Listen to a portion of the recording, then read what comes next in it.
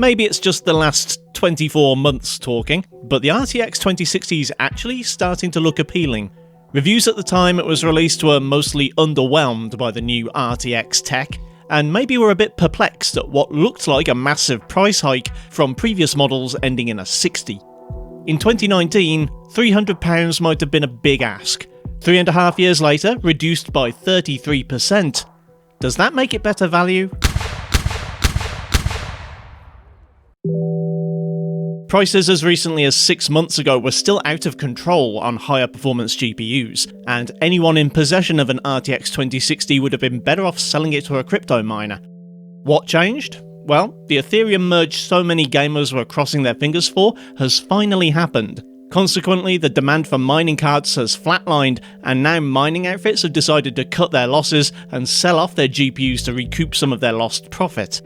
Whether you're in a position to capitalise on this GPU buying opportunity is another thing entirely. There's every chance that if your energy bills doubled, your crypto assets lost half their value, or all your apes were stolen, even the current reduced prices on GPUs might be too much to think about spending right now. Still, a lot of people who had their money stashed away for this very moment, and who've been surviving on a diet of integrated graphics since 2020, might want to know if this is the card to buy in 2022. I'm not going to be testing the RTX 2060 for its RTX-ness. I looked at the mobile version of this entry-level ray tracer in another video, and although this desktop chip will doubtless perform better, that video sums up my current opinion on cut-price ray tracing. For the purposes of the Tales from the GPU Archive series, I'll be testing in my usual suite of games at native 1080 to see if the 2060 is worth picking up in 2022 on its conventional rendering merits alone. My platform for this test is the moderately priced gaming PC, built on the Ryzen 5 5600G, overclocked to 4.6 GHz, and paired with 16 GB of DDR4 3600 RAM. The RTX 2060 has enough VRAM for you to start tweaking the quality settings in Sony's God of War, but not quite enough to go to town. With 8GB cards, it should be possible to lift both texture and shadow quality up to Ultra. With the 6GB 2060, it's pretty much either or. That being said, at 1080 you have plenty of performance with either original settings or high, averaging over 90 FPS at the former and 76 FPS at the latter. For anyone keeping score, that makes this the fastest card I've tested in this game so far. Honestly, I don't know what the hell to make of Final Fantasy VII Remake. The Vega 56, a card that's roughly this one's equal and that has 2 gigs more VRAM, somehow triggers this game's internal logic that says, oops, better ignore the 120 FPS cap that they've selected and lock at 60 instead. The 2060, however, just cruises along at 110 FPS at 1080 high. Like the Vega, this means the 2060 potentially has enough performance to run the game at higher resolutions. 1440 manages a 75 FPS average, and 4K even manages over 30 FPS. However, those figures don't tell the whole story, as the limited VRAM quickly becomes an issue, and minimums are less than half the average. This might be a reason to justify the 12GB version of the RTX 2060, but realistically, if you want to game in 1440 or 4K, you might be better off stepping up to the 3060 or 2070. Elden Ring doesn't place such lofty demands on the VRAM as Final Fantasy VII, so results are pretty much neck and neck with the 8GB Vega 56. At 1080 maximum, this means effectively running at the 60 FPS cap, with minor dips bringing the 1% lows into the 50s, just like the AMD card. 1440 averages 52 FPS, with 1% in the low to mid 40s. Unfortunately, this game doesn't support DLSS, so there's not much to recommend trying to play at 4K, but if you did want to try 1440, you could drop a couple of quality settings to get back to the 60 cap.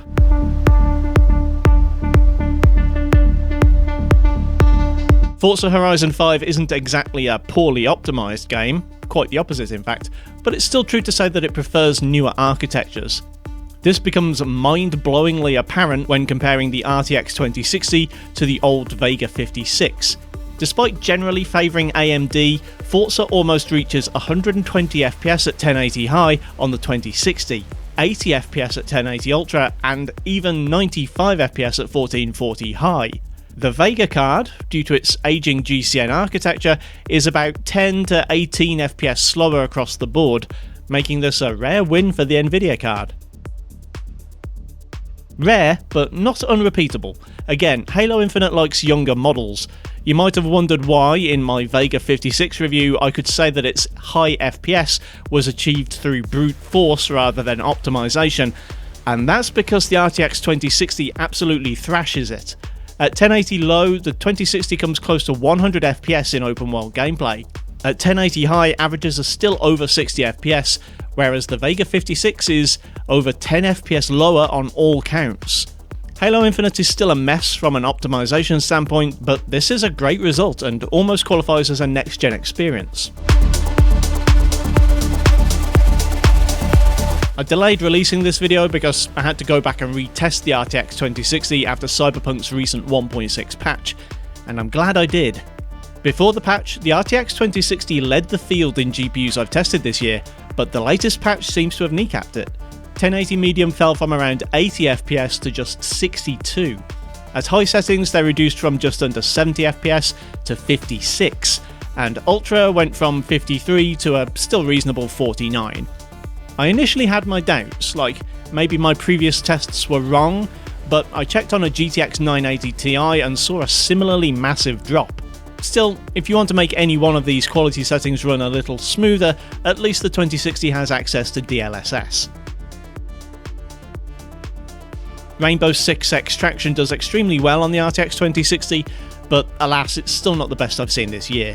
Although 135 FPS at high settings with ultra textures and shadows is nothing to turn your nose up at, this still puts it in second place behind the tweaked Vega 56. At 1080 very high, averages equal the stock Vega, but 1% scores are dramatically lower, only scraping just over 60 FPS. For the second time in the last few weeks, I found myself approaching the upper bounds of Splitgate's 360 FPS cap, but not quite hitting them. The average is still above 300 FPS, so you guys who spent all your money on a monitor and didn't have enough left for a current GPU can still feel somewhat justified, but the 1% drag it down a peg from the lofty heights of the Vega. Of course, this is all academic. To the average gamer with a 1080p monitor, this is still massive overkill, but 1440 gamers should take note. Vanguard comes as close as I've ever got to a high refresh experience on the 2060. Aside from my personal rig, of course, but nobody wants to see an RTX 3070 review from me, do they? Let me know in the comments. Anyway, 125 FPS at 1080 medium is extremely respectable for this setup, and depending on your own priorities could mean you have room to tweak settings even further. I'd imagine with some DLSS or FSR, you could push this into 144Hz territory. Fortnite is once again matching the Vega 56 for performance without even having to engage DLSS. At pro settings in DX12, the game exceeds 260 FPS. Even those with a more aesthetic sensibility should be able to enjoy high settings and get over 120 FPS on average. With DLSS, it might even be possible to play on a higher resolution monitor at over 100 FPS, though that's a test for another video.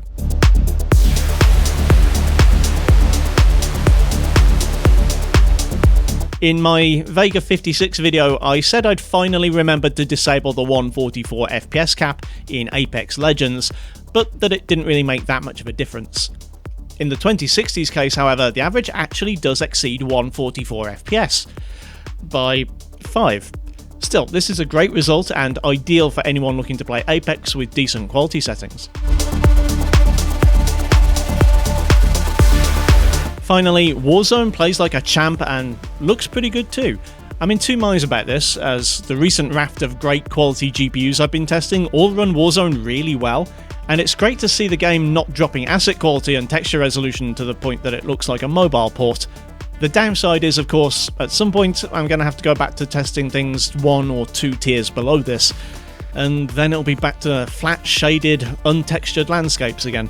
Anyway, Warzone's a great time with the RTX 2060, averaging 100 FPS and with lows close to 75.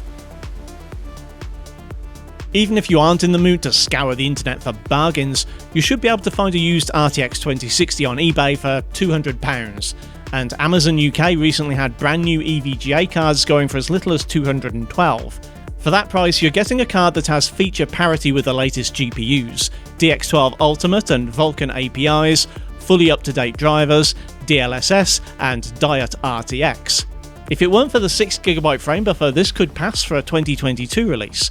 Of course, if it actually had been released in 2022, it would have had 4GB of VRAM, because nothing says, "We've just had our most profitable year ever," like screwing over your customers. On the other hand, you could also look at that £200 price as being only £100 less than the alleged MSRP of the RTX 3060. And with the RX 6600 starting at only £50 to £70 more than a used 2060, either one could be a far more compelling prospect. Thanks for watching, kindly do the usual YouTube things if you feel so inclined, and I'll see you next time.